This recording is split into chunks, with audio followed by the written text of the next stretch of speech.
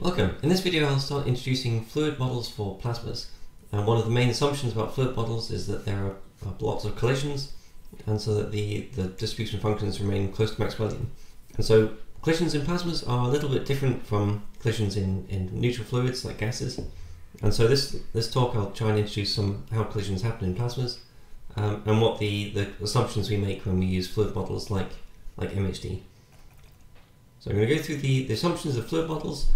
So the previous talks I've given on Euler's equations. The same assumptions apply when you use these for plasmas. Let's say one of the main ones is that we have collisions, and then this implies things about the length scales and the time scales that we can study with these models. And so I'll give some typical values of the mean free path values and the collision rates and so on for plasmas. So review the main assumptions. So the main one is that we have a local thermodynamic equilibrium. So we have in a region of space we can define a temperature, and we have a distribution function of particles' velocities which is close to Maxwellian, with a Maxwell-Boltzmann distribution of particle velocities. So that our particle speed, or say velocity in any particular direction, so this is the velocity in x. We have essentially a shifted Gaussian, so we have some kind of mean velocity, and then we have a distribution around it, which depends on the temperature.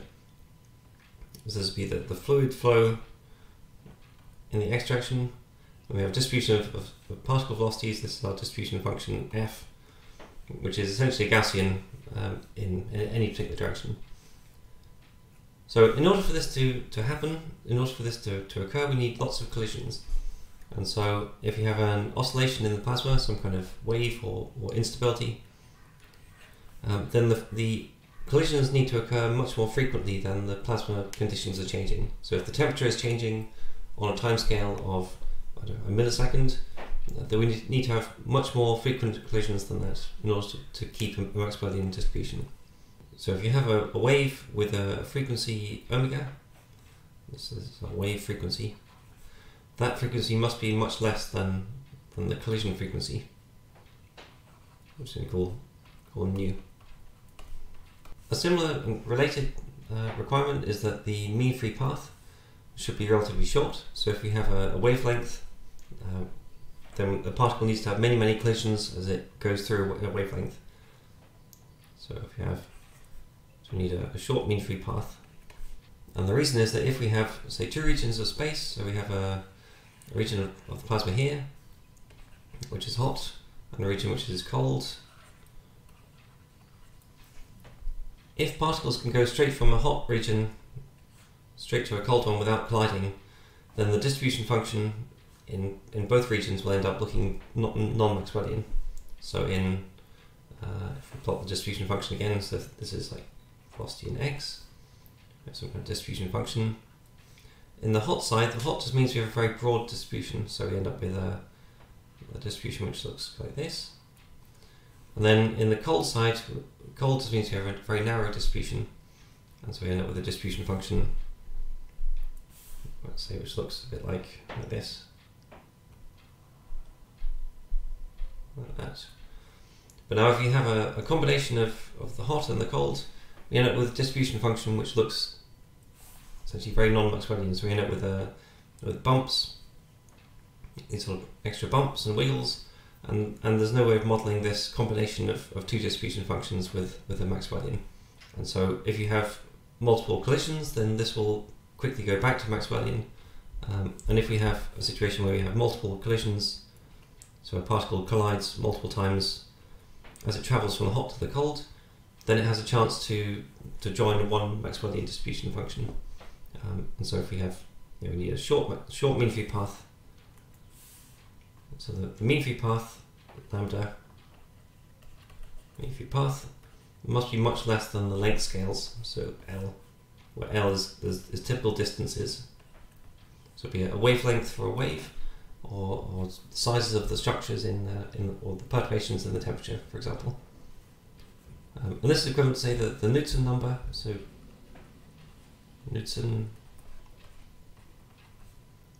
the Newton number is just this ratio, so it's just the ratio of the mean free path over the length, and that must be much less than 1. for this fluid approximation to work. There's a last one which applies in plasmas, because in plasmas there are all kinds of resonances and things like particles which reflect or bounce orbits, this kind of stuff.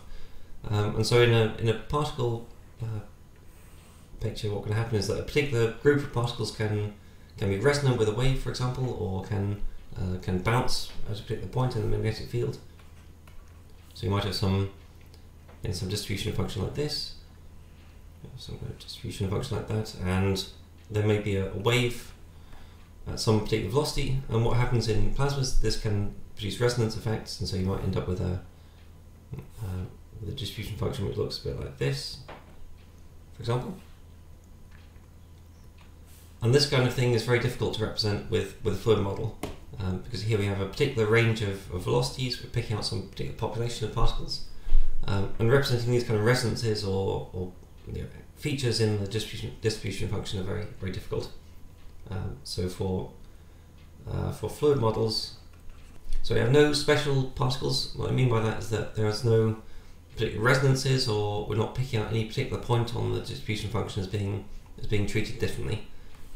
So things like trapped and passing particles in tokamak, for example, these things can be represented with fluids, but it's much more inaccurate and it has to be a bit ad hoc. So you can add them on as extra models, but it's not very satisfactory usually. Okay, so those are the main assumptions we're making when we apply fluid models. So max-Poynting distributions, frequent collisions, short mean-free path, and essentially neglecting resonances. When do we get collisions in plasmas, and how do they happen? So in a neutral gas, we essentially have hard spheres which are bouncing around, and then they occasionally bump into each other and go off at a large angle. So in gases, for example, we have collisions which are large angle and hard sphere kind of collisions. In a plasma, the situation is very different, because all the particles are charged, typically.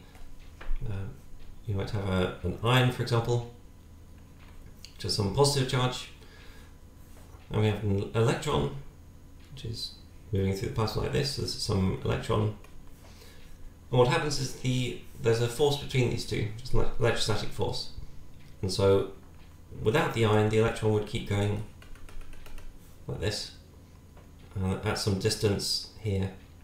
This is usually called B, is the impact parameter. And so what happens is, due to the electrostatic force between the particles, the electron and the ion in this case, there's a deflection. And so the electron goes off at some angle. So the electron is deflected by an angle. I'll write this in as angle theta, it's deflection angle. And typically this angle is very small. So it takes many collisions over time for this electron to be deflected. And so an electron or a particle in a plasma is just slowly being deflected in a random walk as it interacts with other particles in the plasma, rather than sort of bouncing off hard spheres. And what this means is that the definition of a collision time in a plasma is a little bit different, because it has many small collisions. Collision time, so it's the average time it takes for an electron or a particle to be deflected by 90 degrees. So how long does it take for this particle moving this way to be, on average, deflected in the vertical direction? And this is a random process, of course, so this is an average property of the plasma, but it gives a typical timescale over which collisions remove the momentum from the electrons, in this case. So we define tau as a collision time, and this is 1 over, of course, the frequency, the collision frequency, and this is the average time. So the average time for particles to be deflected by 90 degrees. One of the curious things about plasmas is that the hotter the plasmas are, the fewer collisions they have. So you can kind of picture this as the faster this electron is going, the shorter the time when it's near the ion. So if the electron goes extremely quickly past this ion, there's very little time for the interaction to occur, and so actually the electron is deflected less the faster it goes. And what this means is that as the plasma gets hotter, this collision time gets larger.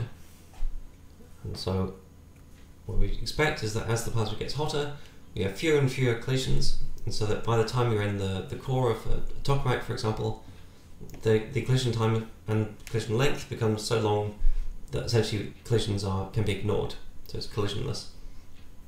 So we might expect that fluid models are better when the plasma is cold. The collision time increases as plasma temperature increases, and so therefore fluid models are better at cold temperatures than at hot.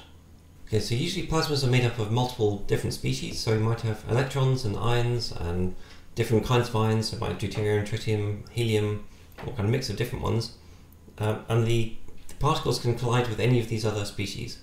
And so the collision time is made up of a combination of other of collisions with other species. So for example, the collision time for the electrons, we'll deal with here, is some combination of the collision time with other electrons, so electrons colliding off electrons, and electrons colliding with ions, for example. And these combine in a reciprocal way, so the frequencies add up.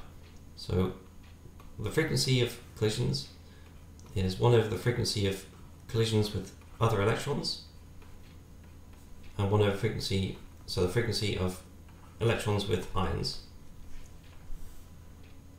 So this is the electron collision time. Well, 1 over it is the frequency, and then this tau EE is the electrons colliding with electrons. It's the electron-electron collision time. And this tau EI is the electron-ion collision time. Okay, so you combine collision frequencies by adding them up. Okay, now for electrons, the collision time is approximately given by, so the largest contribution to the collision frequency is the collision with ions, and it's given by approximately by this expression. So here we have density in units of particles per cubic meter. You have temperature in terms of EV.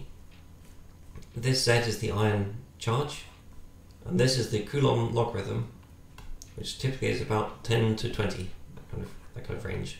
Okay, some typical values for tokamaks or fusion research. So these are some very approximate values, just to give you an idea of the range that we get in plasmas. So the core of a fusion reactor, something like ITER, a very large one, would be about 10,000 EV, and densities of around 10 to 20 per cubic meter, and this gives time scales for the collisions of about 10 to the minus 4 seconds. So any frequencies or any time scales longer than that can be reasonably approximated with a fluid model, but this excludes lots of the turbulence and the fluctuations that you find in the core of plasmas are much faster timescales than this. So in the core of the plasma, we expect the plasma to be essentially collisionless, and so fluid models tend to be not particularly valid. In the edge region, we have a slightly better chance with fluid models. This is actually a bit cold for ITER, but this is more typical of a current machine like a jet or a medium-sized tokamak, K-star perhaps. So this is the rough edge value, so hundreds of EV or 50 to 100, that kind of ballpark, about 10 to 19 per cubic meter, and this gives around a microsecond for the collision frequencies. And this is about the kind of frequencies you see. So in the edge of tokamaks, you might find sort of tens of kilohertz or hundreds of kilohertz, and so this is starting to look like fluid models might work in this region. And now, if you go into the very coldest parts of the tokamak, if you're in detached conditions, in a high power machine where you have lots of energy coming in, and so you need a very high density to dissipate power, you have temperatures of a few EV, maybe 5 down to 1 EV or so, very high densities, and in this region you can get very short collision times, so here we have 10 to the minus 11 seconds, so it's a very collisional plasma in this region.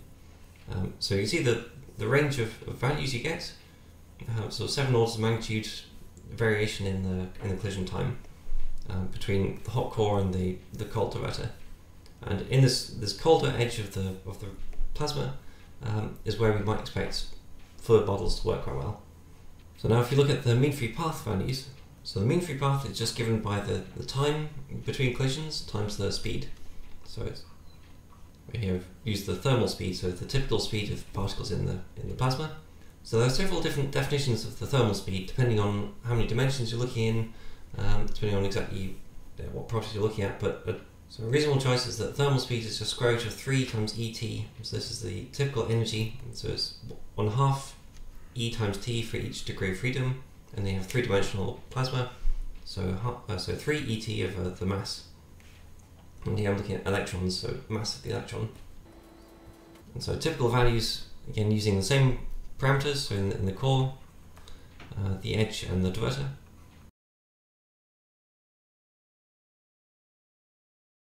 So here again you can see a very large variation in the parameters for different regions. So the hot core of the plasma, you have extremely long unitary paths, so many kilometers, and this of course is mostly distance along the field lines. The particles are extremely long field lines, a very long way before having any serious collisions. In the edge of the plasma you get sort of meters, and this is also typically quite long compared to the size of the machine. And so in the parallel direction along field lines, the plasma can in many cases also be essentially collisionless over these kind of parameters. In the cold diverter you get extremely short mean free paths, so here much less than a millimeter, and so here in this region you might expect that fluid models would be quite valid. But you see the main point here is just the extremely large variation in parameters here, from tens of kilometers down to tens of micrometers. Okay, so now I want to turn from looking at electrons to looking at ions. So how do the ions behave? What's their mean free path? So ion collisions. Because the ions are so much more massive than the electrons, it typically takes longer for them to have a collision, so that they take many more collisions to have a deflection by 90 degrees, which means that their collision time is longer. In fact, by the work out just from conservation of momentum, that the collision time for ions deflecting from electrons should be just the ratio of masses, so it's just mi over me times the collision time for electrons on ions. And so this would be an enormous number, so it's about 2000 or so for deuterium. But it turns out that the larger effect for ions is collision from ions with other ions. And so there's a bigger contributor for ions, which is that tau ion deflecting from other ions, and this is the square root of mi over me times tau ei. So this is much smaller, so this is about 60 or so for deuterium. So we still have much longer collision times than electrons, but not as large as you'd expect from this. And now, because the collision time is longer, you think that the mean free path might be longer, but the thermal speed for ions, thermal speed for ions is of course just the square root of mass difference. So because the thermal speed depends on the mass, so assuming that they have the same temperature, then we have this. So the thermal speed for the ions is just square root of electron mass over ion mass times the thermal speed for electrons. And so that means that the mean free path for the ions, which was just collision time times the thermal speed, is the same for electrons and ions. Okay, so the very last bit I'd like to ask a question is, why do we use fluid models at all? So fluid models are often used to describe phenomena even in the plasma core. So where we have core instabilities like kink modes, for example, or global instabilities where you're looking at the stability of the entire plasma. Fluid models work and are widely used, and they work surprisingly well. So why is it that we have a model where we need short mean free paths, and yet it still works for cases where the mean free path is tens of kilometers, even though the machine size is meters? So why do fluid models work? Okay, so in a plasma we have two different directions, because we have the magnetic field, which gives a very strong guide to the motion of the particles. So if you have a magnetic field B, so particles are essentially free to stream along the field lines, but they move in orbits around the field line. So in a plasma, the particles move in orbits around the field lines while streaming along these field lines, And so the distance here along these field lines can be very short. So this is the Lama radius, or L, and then the distance along field lines can be very long because the field lines wrap around the torus many, many meters. And so if you consider what happens in the directions perpendicular to the field, so I'll label these directions, so here, so right angles, these directions are labeled perpendicular, and the direction along the field line is typically labeled parallel. So first, in the perpendicular direction, this is the direction where particles are going in orbits, and so because particles are constrained in orbits, so if you look in the perpendicular direction, so a particle just goes round and round in its orbit, and so it doesn't really matter how long the collision mean-free path is, because this particle is constrained to go in this orbit.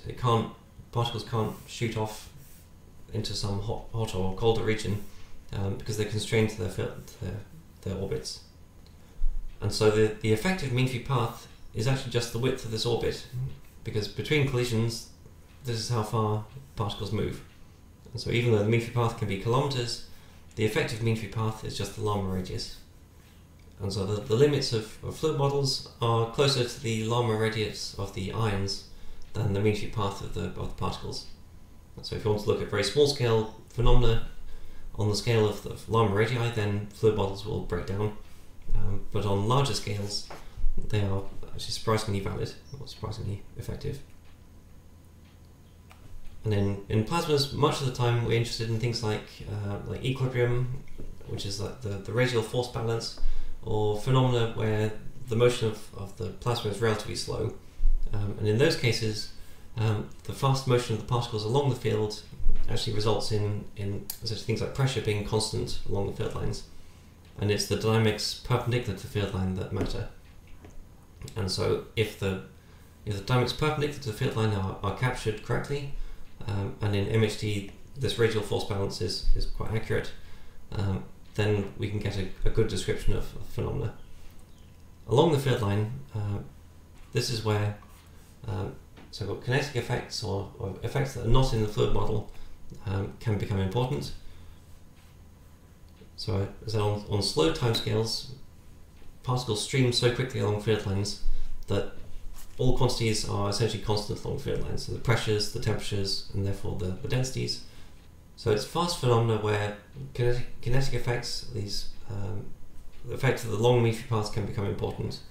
So where you have oscillations or fluctuations in the plasma, so turbulence for example, or absorption of waves into a plasma, this is where these kinetic effects can become very important.